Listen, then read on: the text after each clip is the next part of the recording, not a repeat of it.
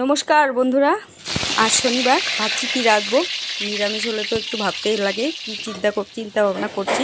তো ঘরে দেখি পটল আছে আর গোবিন্দভোগ চাল আছে। তো নতুন একটি শেখা রেসিপি চাল পটল আজকে তৈরি করব। তো পটলগুলো আমি গোটা গোটা কেটে নিয়ে পেটের মধ্যে একটু চিড়ে দিয়ে আমি পটলগুলোকে ভেজে নিলাম। তারপরে মশলা তৈরি করলাম। কাঁচা লঙ্কা, আদা, জিরে বাটা, ধনে বাটা, শুকনো লঙ্কার গুঁড়া, হলুদ, লবণ সব একসাথে মিশিয়ে আমি এখন কষিয়ে নেব তেল দিয়ে। এগুলো রান্না ভীষণ টেস্টি। আজ নিরামিষ খাওয়াটা ভালোই হবে। তো সকাল সকাল এটাই ভাবছি রান্না করব। তো তেজপাতা, জিরে ফোড়ন, শুকনো লঙ্কা ফোড়ন দিয়ে পাঁচফোড়ন দিয়ে আমি এগুলো মশলাগুলোকে এখন কষিয়ে নেব। মশলা কষিয়ে নিয়ে চালটা দিয়ে দেবো। তার সাথে একটু এলাচ, লং ও দালচিনি দিয়ে দিলাম। এখন সুন্দর করে কষিয়ে নেব। এবার ক্যাপসিকাম আর হালকা টমেটো কুচি দিয়ে দিলাম। আজকে নিরামিষ তৈরি রান্না, একটি শেখা রান্না, ভালোই লাগলো খেতে দেখি।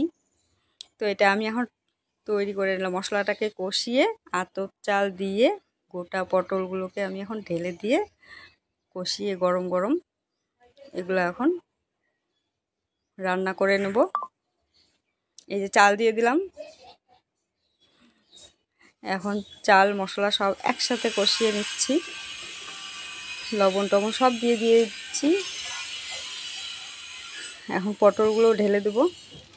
ঢেলে দিয়ে আজকে সুন্দর একটি শেখা রান্না আমি গরম গরম নিরামিষ রান্না করলাম। আর মেয়ে খেয়ে বলছে, মা ভালোই হয়েছে। তো সেই টেস্টি হয়েছে খেতে। আজকে নিরামিষ তরকারি, এটা দিয়ে আজকে ভাত খাবো। ভীষণ টেস্টি লাগলো খেতে। তোমরাও খাবে, খুব পছন্দ হলো আর খেতেও টেস্টি। সব কিছু দিয়ে এই যে আমি কষিয়ে নিচ্ছি।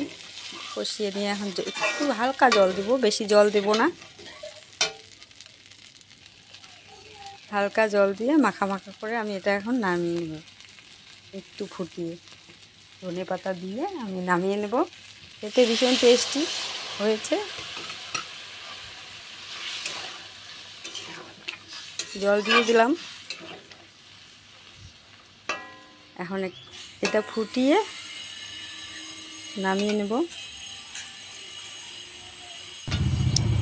ভীষণ টেস্টি হয়েছে এই রান্নাটা। তোমরাও খেও বন্ধুরা।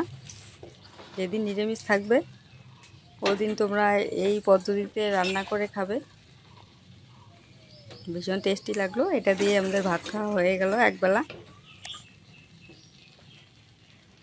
একবারে পেট ভরে খেলাম। এ দেখো কত সুন্দর হয়েছে, চকচকে সুন্দর, টেস্টি টেস্টি চাল পটল রান্না।